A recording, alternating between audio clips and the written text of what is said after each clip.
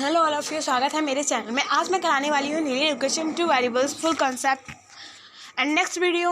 इसके बाद जो मेरी नेक्स्ट वीडियो आएगी उसमें मैं पूरे एनसीईआरटी क्वेश्चंस कराऊंगी, NCERT exercise and question answers. अभी इस वीडियो में पूरा कंसेप्ट है, नोट्स हैं। अगर नोट्स डाउनलोड करने हो तो मैं डिस्क्रिप्शन बॉक्स में इसके नोट्स की लिंक डाल दूँगी। और भी मेरे पास नोट्स हैं और भी वीडियो जो मैंने इससे पहले बनाई हुई हैं, वो बनाई मैंने रियल नंबर्स और पॉलिनोमियल पे, उनकी भी वीडियोस एंड नोट्स मैंने अपने डिस्क्रिप्शन बॉक्स में डाले हुए हैं। आप उन वीडियोस में जाके डिस्क्रिप्शन बॉक्स में देख सकते हो। वे इजी नोट्स हैं, आपको इजी पड़ता है। कोई भी चैप्टर पढ़ने से पहले हमें नोट्स ज़रूर पढ़ लेने चाहिए, because notes is very easy things. जैसे मतलब चैप्टर पढ़ने से पहले अगर हम नोट्स को रिकैप कर लेते हैं तो हमारा माइंड शार्प रहता है, हम क्वेश्चन करने में इजी रहता है। अगर हम बिना फॉर्मूले के जैसे क्वेश्चन नहीं कर पाएंगे तो उस हिसाब से हमें पूरा चैप्टर पहले उस हिसाब से नोट्स पढ़ लेने चाहिए, जिससे कि हमें आगे क्वेश्चन करने में दिक्कत ना आए। तो इसलिए notes is very important.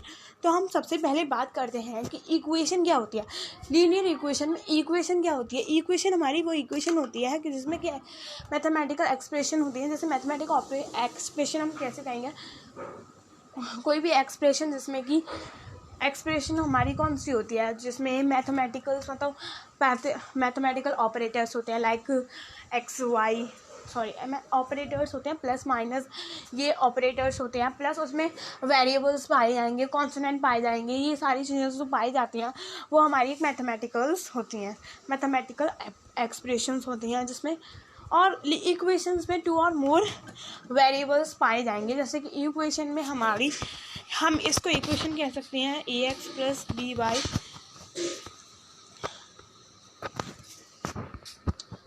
by plus c equal to 0। This is equation, क्योंकि यहाँ पे वेरिएबल्स 1 और 2 से ज़्यादा हैं, क्योंकि यहाँ पे 2 वेरिएबल्स हैं, एग्जैक्टली 2 वेरिएबल्स हैं। और भी ax तो यहाँ पे मतलब a b c तो यहाँ पे 3 नंबर्स हैं, लेकिन यहाँ पे ax y and x y is the variables, तो 2 और 3 वेरिएबल्स होते हैं उसमें इक्वेशंस में। तो लीनियर इक्वेशंस की बात करते हैं। तो लीनियर इक्वेशन की बात करें तो हम लीनियर इक्वेशंस में क्या होता है कि equation in which the powers of all variables amount are 1 are called linear equations. The degree of a linear equation is always 1। जो लीनियर इक्वेशन की डिग्री होती है जो हमेशा 1 होती है, लीनियर इक्वेशन की डिग्री ओनली 1 होती है, क्योंकि यहाँ पे कोई भी जैसे कि पॉलिनोमियल में डिग्री, हाईएस्ट डिग्री देखते थे हम, डिग्री ऑफ पॉलिनोमियल निकाले के हम सबसे बड़ी वाली डिग्री देखते थे। उसमें कितनी भी बड़ी बड़ी डिग्री हो सकती है, लेकिन लीनियर इक्वेशन में डिग्री ओनली 1 हो सकती है। जैसे कि एक्स पर भी जो डिग्री होगी वो 1 ही होगी, वाई पर जो डिग्री होगी वो 1 ही होगी। एक्स वाई पर कोई भी ज़्यादा डिग्री हो नहीं सकती 1 से ज़्यादा।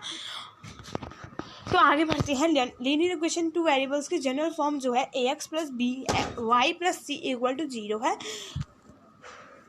लीनियर इक्वेशन की जनरल फॉर्म हमारी ये है, लेकिन यहाँ पे लीनियर इक्वेशन 2 वेरिएबल्स में हमारी 2 फॉर्म्स होंगी, 2 इक्वेशंस होंगी। तो 2 इक्वेशन के लिए a1x plus b1 equal to 0 plus C भी है, और इधर a2x plus b2y plus C equal to 0। ये हमारी जनरल फॉर्म होगी। तो आगे बढ़ते हैं। जनरल फॉर्म की बात करने के बाद हम पढ़ते हैं कि लीनियर इक्वेशन में सबसे पहली हमारी एक्सरसाइज है, उसमें कुछ वर्ड प्रॉब्लम्स हैं। तो वर्ड प्रॉब्लम्स को हमें सॉल्व करने की यहाँ पे मैंने स्टेप्स दिखाए हुए हैं। इन स्टेप्स को फॉलो करके हम वर्ड प्रॉब्लम्स करते हैं। तो वर्ड प्रॉब्लम्स करने के लिए सबसे पहले तो हमें उनको वर्ड प्रॉब्लम्स को लीनियर इक्वेशन की फॉर्म में करना होता है, जैसे कि ax प्लस by प्लस सी की फॉर्म में करना होता है, जिससे कि वो जो वर्ड प्रॉब्लम सॉल्व हो सके आगे के। उसके बाद हमें क्या करना होता है, अननोन क्वांटिटीज़, जैसे कि हमारे क्वेश्चन में बोल रहा है कि 15 बैट्स और 2 बॉल्स उसने खरीदी, या फिर 1 बैट और 2 बॉल्स उसने खरीदी, तो बताओ कितने रुपए हुए उसके। हमें नहीं मालूम कि कितने रुपए हुए, तो हमने मान लिया कि 15 बॉल्स जो एक्स बॉल्स की जो प्राइस है वो एक्स मान ली, और वाई मान ली बैट्स की प्राइस, ऐसे ही करके हमने मान ली। तो ये हो गया 2x plus Y equal to 0। C तो हमारा होगा ही नहीं, इक्वल टू 0 में रखा और x और y की वैल्यू 2 होते हैं इसमें, 2 इक्वेशंस होते हैं, तो आपको इक्वेशन 2 बनाने में हेल्प मिल जाएगी क्वेश्चन के द्वारा। तो उसके बाद जो इननोन क्वांटिटीज़ होते हैं उनको इस तरह से डिनोट कर लेना है।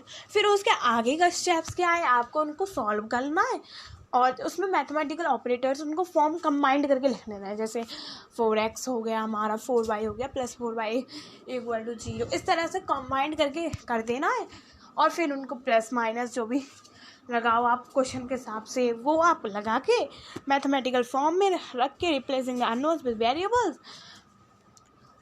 और आपको सॉल्यूशंस के साथ सॉल्व कर लेना है। अब आती है सॉल्यूशंस। हमें तो पता ही नहीं कैसे सॉल्यूशन करते हैं, तो सॉल्यूशन करने के लिए हमारे पास 2 मेथड्स होते हैं। सबसे पहले मतलब 2 टाइप्स से होते हैं सॉल्व हम कर सकते हैं। पहला हम कर सकते हैं एल्जेब्रिकली और दूसरा ग्राफिकली। तो ग्राफिकली या ज्योमेट्रिकली 2 होते हैं, मतलब दोनों को एक ही कहते हैं, ग्राफिकली और ज्योमेट्रिकली। और एल्जेब्रिकली में 3 टाइप्स होते हैं, एलिमिनेशन और क्रॉस मल्टीप्लिकेशन प्लस सब्स्टिट्यूशन। तो 3 मेथड्स हम पढ़ेंगे आगे चल के, सबके मेथड्स के अलग अलग। तो यहाँ पे पहली एक्सरसाइज तो हमारी वही थी कि वो बाइंड करने थे। उसके बाद आगे बढ़ते हैं हम लीनियर इक्वेशन सॉल्यूशन फाइंड करने के लिए। 2 वेरिएबल्स में सॉल्यूशन फाइंड करने के लिए हम क्या करेंगे, तो ये पॉइंट नोटेड है कि इंपॉर्टेंट पॉइंट है, linear equation in 2 variables has infinitely many solution. Linear equations के जैसे कि पॉलिनोमियल की बात करें तो उसमें सॉल्यूशंस उस पर डिपेंड करते थे कि अगर हाईएस्ट डिग्री 2 होगी तो 2 सॉल्यूशन से ज़्यादा नहीं हो सकते, हाईएस्ट डिग्री 1 होगी तो 1 से ज़्यादा नहीं हो सकते। पर लीनियर इक्वेशन में ऐसा कुछ नहीं है, डिग्री तो 1 होती है लेकिन सॉल्यूशंस आपके कितने भी हो सकते हैं। तो आगे बढ़ते हैं। तो आगे हमारा नेक्स्ट टॉपिक है ज्योमेट्रिकली रिप्रेजेंटेशन, मतलब कि ग्राफिकली रिप्रेजेंटेशन। ग्राफिकली रिप्रेजेंट करने के लिए यहाँ पे मैंने स्टेप्स दिए हुए हैं, उस स्टेप से आपको कर लेना है।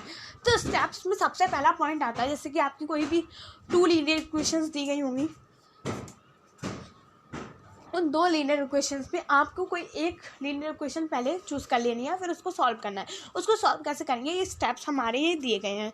तो सबसे पहले हमें क्या करना है कि y, जैसे कि हमारा ये दिया गया है 2x - y + 1 = 0। तो हमें ऐसा कुछ करना है कि एक जगह पे y या फिर x आ जाए। जैसे कि हमें y की वैल्यू निकालनी है तो हमारा आ जाएगा 2x + 1, और यहाँ पे x की वैल्यू पुट करके हम y की वैल्यू निकाल सकते हैं। x की वैल्यू पुट करके 1 तो y की वैल्यू आ गई 2 + 1 3।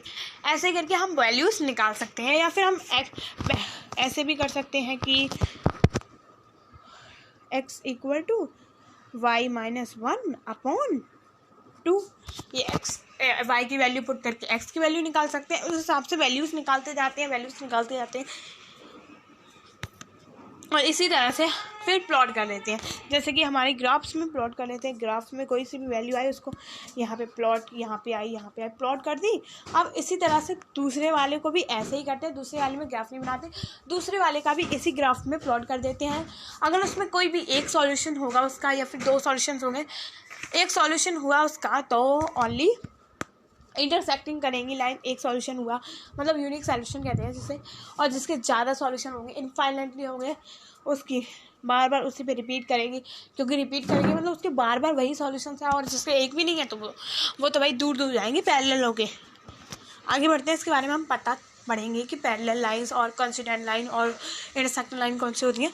लेकिन अभी पढ़ते हैं प्लॉटिंग अ स्ट्रेट लाइन। ये तो वही है जो मैंने अभी बताया कि आपने वो पॉइंट्स रखे, उसके बाद वो रखे, और उसके बाद हमने x की वैल्यू मान ली ये रख दी, y की वैल्यू मान ली ये रख दी, तो x की वैल्यू y की वैल्यू ये आई, y की वैल्यू ये आई। उसके बाद प्लॉट कर दिए ना, उसको प्लॉट करने के बाद दोनों सेम आए, वो यूनिक सॉल्यूशन उसी टाइप से वो है। आगे बढ़ते हैं लाइंस, ऑल अबाउट लाइंस। तो यहाँ पे मैंने लिखा हुआ है कि लीनियर इक्वेशंस की फॉर्म, ये लीनियर इक्वेशन की फॉर्म है जो मैंने अभी आपको बताई थी, वही फॉर्म है ये a1x, क्योंकि 2 लीनियर इक्वेशन होंगी तो 2 2। तो यहाँ पे आप इस तरह से भी कर सकते हैं। एक चीज़ है इसमें कि a1 जो लीनियर इक्वेशंस है उसमें क्या होता है कि ये दोनों इक्वल्स होते हैं, जैसे उनके रेशियो c1 और c2 ये इक्वल होंगे या नहीं, ये तो होता है मतलब अपॉन में रखते हैं। जैसे a1 a2 को अपॉन में रखा, b1 b2 को अपॉन में रखता, C1 C2 को अपॉन में रखते हैं। तो उसके बाद आगे का टॉपिक हम पढ़ेंगे। हाँ, तो सबसे पहले स्ट्रेट लाइंस को सॉल्व करने के लिए, ये हमारा एल्जेब्रिकली आ गया शायद, नहीं सॉरी एल्जेब्रिकली नहीं है, अभी हमारे पास नेचर आए हैं। तो ये 3 नेचर्स हैं। नेचर्स जो हमारे हैं, नेचर्स जो होते हैं कि इंटरसेक्टिंग लाइंस होगी या फिर हमारी मतलब लीनियर इक्वेशन के सॉल्यूशन इंटरसेक्टिंग होंगे या फिर कोइंसाइडेंट होंगे या फिर पैरेलल होंगे। उसके लिए सबसे पहले पढ़ते हैं हम इंटरसेक्टिंग। तो इंटरसेक्टिंग लाइंस में क्या होता है, जैसे कि मैंने अभी बताया था आपको, ratio is equal. Intersecting lines में बस ये नहीं होता है कि ratio, they intersect at exactly 1 point. तो एग्जैक्टली 1 पॉइंट पे इंटरसेक्ट करते हैं, जैसे इस टाइप पे दिखाया गया है कि यहाँ पे 1 पॉइंट पे एग्जैक्टली इंटरसेक्ट किया गया है। तो एग्जैक्टली 1 पॉइंट पे इंटरसेक्ट करते हैं और वही उनका सॉल्यूशन होता है, यूनिक सॉल्यूशन। तो इंटरसेक्टिंग लाइंस हैं, उनके सॉल्यूशंस होते हैं यूनिक। अगर क्वेश्चन में तुम्हारे में क्वेश्चन सॉल्व किया जाए तो उनके इंटरसेक्टिंग लाइंस, अगर उनके सॉल्यूशंस में इंटरसेक्टिंग लाइंस हो तो वो एक यूनिक सॉल्यूशन है। उसका मतलब एक ही सॉल्यूशन बन सकता है, यूनिक मतलब एक सॉल्यूशन ओनली। आगे हमारा पैरेलल है। पैरेलल वाले तो जिसके एक भी सॉल्यूशन नहीं बन सकते हैं। पैरेलल लाइंस होती हैं जिसमें पैरेलल लाइंस चली जाती हैं। अगर आप ग्राफ को प्लॉट करोगे तो पैरेलल लाइंस जाएंगे और जिनके एक भी सॉल्यूशन नहीं बन पाएंगे और कोइंसिडेंट पे एक दूसरे के ऊपर चढ़ जाती हैं। जैसे आप देख रहे हो इसमें 2 लाइन है लेकिन मालूम नहीं पड़ रहा, एक दूसरे के ऊपर चढ़ गई, तो this is the coincident line, coincide कर जाती हैं एक दूसरे पर। और इसमें नंबर ऑफ सॉल्यूशंस होते हैं क्योंकि वही सॉल्यूशंस बार बार होते हैं इसलिए। तो अब हम पढ़ते हैं कुछ इम्पोर्टेंट क्वेश्चन नहीं, कुछ इम्पॉर्टेंट चीज़ जो है बहुत इम्पॉर्टेंट, इससे ही आपके ज़्यादातर क्वेश्चंस में नंबर्स आते हैं। तो ये चैप्टर्स का बहुत ही इम्पॉर्टेंट पार्ट है। तो यहाँ पे मैं बात करने वाली हूँ सॉल्यूशंस की। जैसे कि मैंने बात की कि सॉल्यूशंस 3 टाइप्स के होते हैं। किसी के इनफाइनाइट मैनी सॉल्यूशंस भी होते हैं, किसी के नो सॉल्यूशंस भी हो सकते हैं लीनियर इक्वेशन में, और किसी के हो भी सकते हैं। तो कितने होंगे? किसी के एक सॉल्यूशन तो किसी के एक भी नहीं, और किसी के इनफाइनाइटली मैनी सॉल्यूशंस। इस टाइप के सॉल्यूशंस हो सकते हैं। और तो जिसके सॉल्यूशंस होते हैं उनको तो सबसे पहले हम पढ़ते हैं कंसिस्टेंट और इनकंसिस्टेंट। जिसके सॉल्यूशंस होते हैं उनको तो हम कहते हैं कंसिस्टेंट। जिसके सॉल्यूशंस नहीं होते हैं, जिस लीनियर इक्वेशन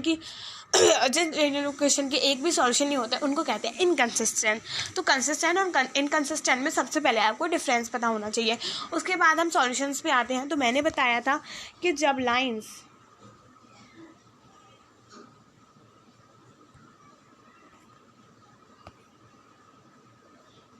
तो सबसे पहले हम इस वाले पर आते हैं। तो जब line A1/A2 equal to B1/B2 not equal to है यहाँ पे जब सॉल्यूशंस में जैसे A1/A2 B1/B2 और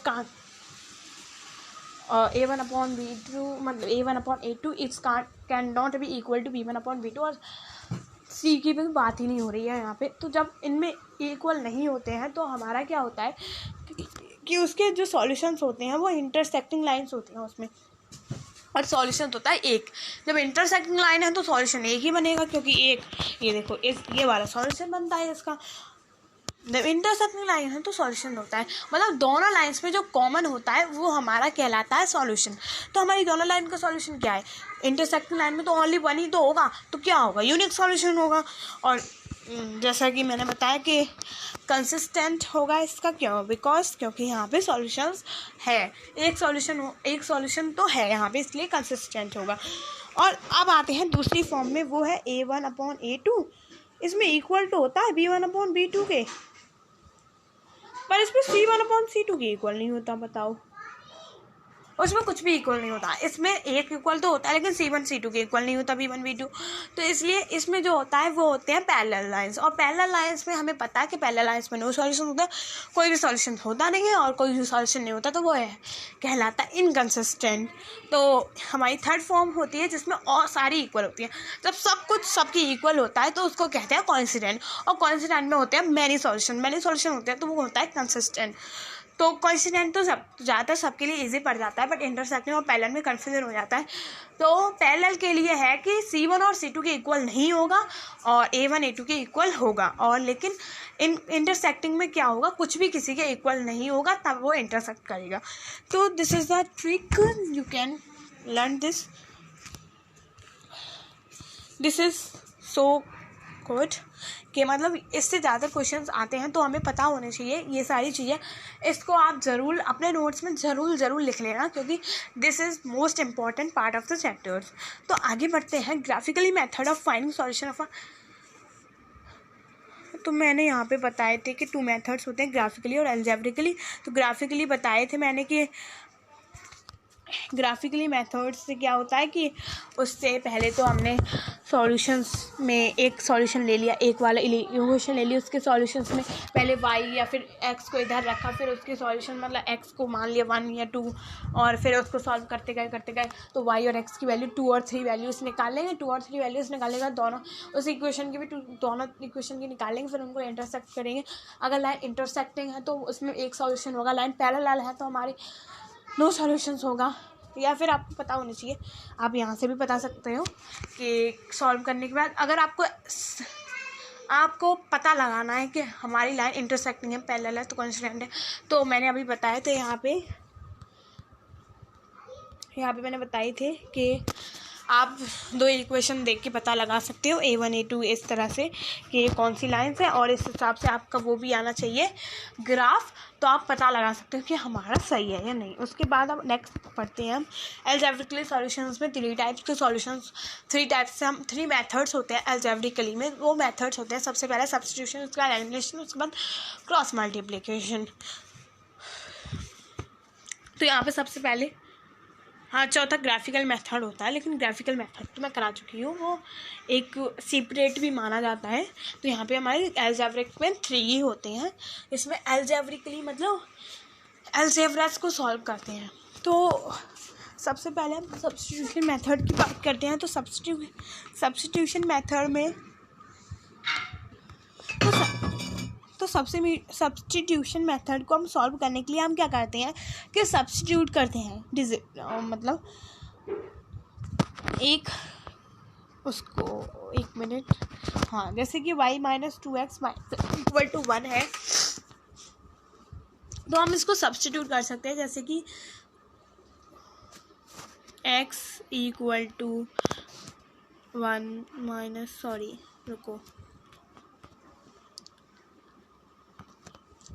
= 2x है, तो 2x = y - 1। तो इस तरह से सब्स्टिट्यूट करना है हमें, सब्स्टिट्यूट करके। तो ये वाली इक्वेशन हमने यहाँ से निकाली, तो 2x की वैल्यू हम नेक्स्ट इक्वेशन में x की वैल्यू या फिर y की वैल्यू यहाँ से निकाल के नेक्स्ट इक्वेशन में यही वैल्यू पुट कर देते हैं। पूरी इक्वेशन ऐसे करके पूरी इक्वेशन नेक्स्ट वाली इक्वेशन में पुट कर देते हैं। इसको इक्वेशन नंबर 1 या 2 3 थर्ड मानते हैं, क्योंकि फर्स्ट सेकंड तो पहले से दी गई है। इक्वेशन नंबर 3 मान ली, उसको फोर्थ वाली में या फिर सेकंड वाली में पुट कर दिया। सेकंड वाली में पुट करने के बाद सॉल्यूशन निकाल देते हैं, तो एक सॉल्यूशन उसमें से निकल आएगा, क्योंकि सेम हो जाएंगे। जैसे 2x की वैल्यू यहाँ पे हमने रखी, तो y - 1 रखा, तो यहाँ पे 2x, जो सेकंड इक्वेशन में 2x की जगह रखेंगे तो x वाली वैल्यू तो गायब भी हो जाएगी, क्योंकि x की जगह तो रख ही रहे हैं। तो y - 1 तो हमारा सॉल्व हो जाता है। तो ये हमारा सब्स्टिट्यूशन मेथड होता है। तो हम स्टेप्स पढ़ लेते हैं। इसके express 1 values in terms of the other using one of the equation, in this case y = 2x + 1, और सब्स्टिट्यूट फॉर वैल्यू, जैसे कि हमारी 2 इक्वेशन दी गई है, यहाँ पे हम 2x, हमने y की वैल्यू मान ली, y की वैल्यू है 1 + 2x, और y की वैल्यू जो है हमारी यहाँ से आई, तो वो x +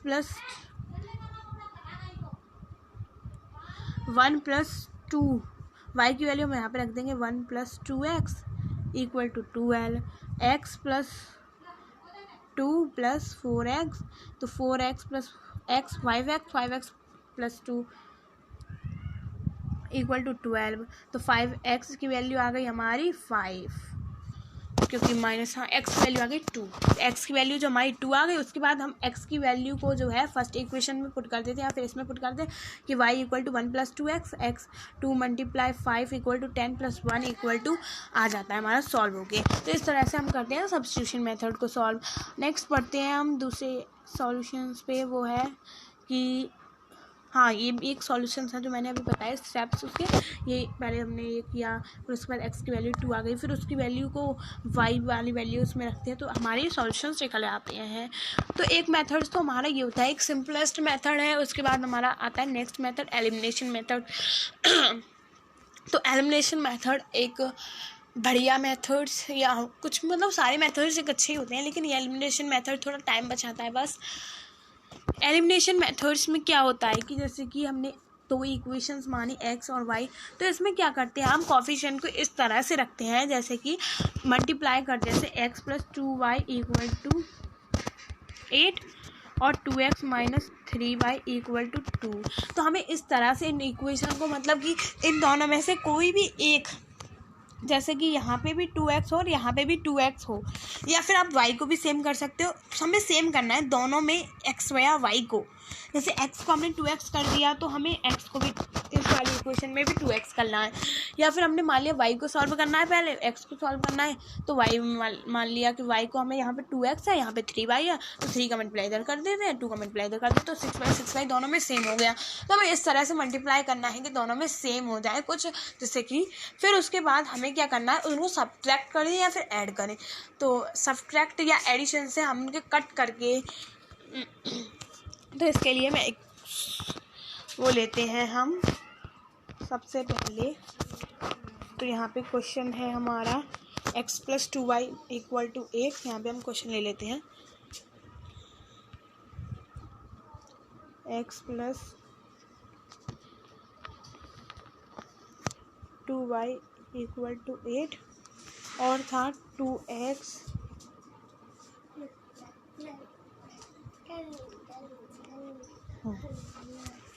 3y। तो ये हमारी 2 इक्वेशंस हैं। तो अब इन्हें सॉल्व करना है। हम इसमें 2 का मल्टीप्लाई करें तो x की डिजिट्स इक्वल हो जाएंगी 2x plus 4y equal to 16 और 2x minus 3y equal to 2, क्योंकि यहाँ पे किसी का मल्टीप्लाई किया नहीं है, 1 का करेंगे ओनली। अब इन्हें सॉल्व कर लिया तो यहाँ पे माइनस, यहाँ हमने यहाँ पे माइनस किया, प्लस यहाँ पे माइनस। तो ये क्या आया 4 और 7y इक्वल टू 14। तो y की वैल्यू 2 आ गई और x की वैल्यू, अब x की वैल्यू निकाल लेंगे और x की वैल्यू यहाँ पे पुट करके x plus 2y equal to 8 में x की वैल्यू भी निकल जाएगी। तो इसी तरह से सॉल्व करेंगे एलिमिनेशन को। तो यहाँ पे देख लेते हैं 4 और 2 इसके सॉल्यूशन आ गए। हमारी y की वैल्यू निकली थी 2 और x की वैल्यू यहाँ पे 4 निकली है। तो इस तरह से हमें सॉल्व करना है। नेक्स्ट मेथड है cross multiplication method. This method थोड़ा कठिन पड़ता है लेकिन इजी है ये भी। इसमें क्या करते हैं हम कि हमें इस तरह से उनको रखना है। मैं पढ़ती हूँ पहले, आप चलिएगा। For the pair of linear equation a1 x plus b1 y equal x and y can be calculated x equal to b1 और c2, b1 और c2 और फिर a1 मतलब मल्टीप्लाइज का, उनके मल्टीप्लाइज का, फिर उसके बाद माइनस का मल्टीप्लाइज का। इस तरह से हमें सॉल्व करना है। तो यहाँ का जैसे a1 लिया, यहाँ का c2 लेंगे और माइनस करेंगे तो यहाँ का b2 लेंगे, यहाँ का c1 लेंगे। उस तरह से यहाँ पे a1 और b2 लेंगे, b2 लेंगे तो c2। इस तरह से ये कुछ इनकी एक तरह से फॉर्मूले टाइप है। तो ये इसको आप नोट कर लीजिएगा, मार्क कर लीजिएगा नोट्स में। तो नेक्स्ट आता है हमारा solving linear equation reducible to a pair of linear equation two variable. Solving करना है लीनियर इक्वेशंस को, रिड्यूसिबल पार्ट को।